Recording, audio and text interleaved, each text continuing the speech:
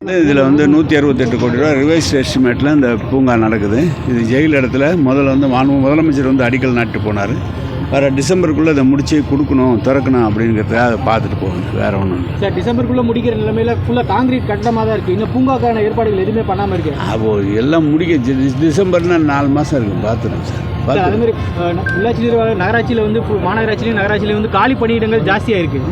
இதை ஃபில் பண்ணுறதுக்கு நம்ம ஏதாவது காலி பணியிடங்கள் இப்பொழுது வந்து புதுசாக இன்ஜினியர்ஸ் எடுக்கிறதுக்காக இப்போ ஒரு 2500 பேர் எடுக்கிறதுக்கு அண்ணா பல்கலைக்கழகத்தில் பரீட்சை வச்சு 85% அந்த பரீட்சைக்கும் 85% பரீட்சைக்கும் 15% டைரக்ட் இன்டர்வியூக்குன்னு வச்சு இப்போ 2500 பேர் இன்னும் ஒரு வாரம் 10 நாளில் எடுக்க போகிறோம். அதுக்கப்புறம் இன்னொரு 2500 பேர் ஆர்டிஎம்எஸ் பரீட்சை வச்சு எடுக்க போகிறாங்க. அதனால் விரைவில் எல்லாம் ஒரு இன்ஜினியர்ஸு மற்ற உதவியாளர்கள் இருக்கிற டிராப்ஸ்மேனு எல்லாமே ஒவ்வொரு பகுதியாக எடுத்துக்கிட்டு இருக்கோம். இப்போ ஒரு வாரம் 10 நாளில் அதை எடுப்போம், வந்துடும். சார், மாநகராட்சி கூட்டம் ஒரு 2 வாரத்துக்கு முன்னாடி நடந்தப்போ வெறும் 10 நிமிஷத்தில் 330 தீர்மானங்கள் நிறைவேற்றியிருக்காங்க.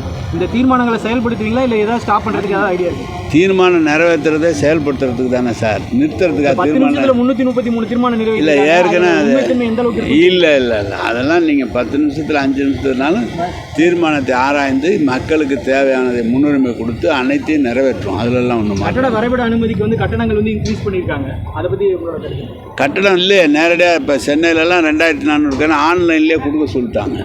ஆன்லைனில் 44 ரூபா அந்த கட்டணம் இப்போ வந்து 88 ரூபாய் அதிகரிச்சிருக்கு. இல்லை, அது ஒவ்வொரு ஊரும் பதிச்சு. அது கேட்டிங்கன்னா ஒரு ஊரில் இப்போ ஆவடி போனீங்கன்னா 150 ரூபா இருந்தது.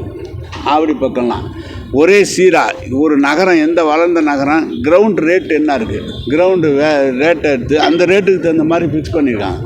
வேல்யூ கிரவுண்ட் ரேட்டு கூட இருந்ததுன்னா கொஞ்சம் கூட இருக்கும். 100 ரூபாய்க்கு மேலே இல்லை, சென்னையிலேயே 100 ரூபா, அதுக்கு மேலெல்லாம் இல்லை. அது ஃபிக்ஸ் பண்ணி கொடுத்துருக்கோம். வணக்கம் சார். கோவை மேயர் நாளைக்கு எலெக்ஷன் நடக்குது சார். நான் யாரை வந்து திமுக சார்பில் அறிவிக்க போகிறேன் சார்? முதலமைச்சர் கழகத் தலைவர் முதலமைச்சர் சொல்லணும். அவர் சொல்கிறது பார்த்து சொல்கிறேன், மத்தியானத்துக்கு சொல்கிறேன்.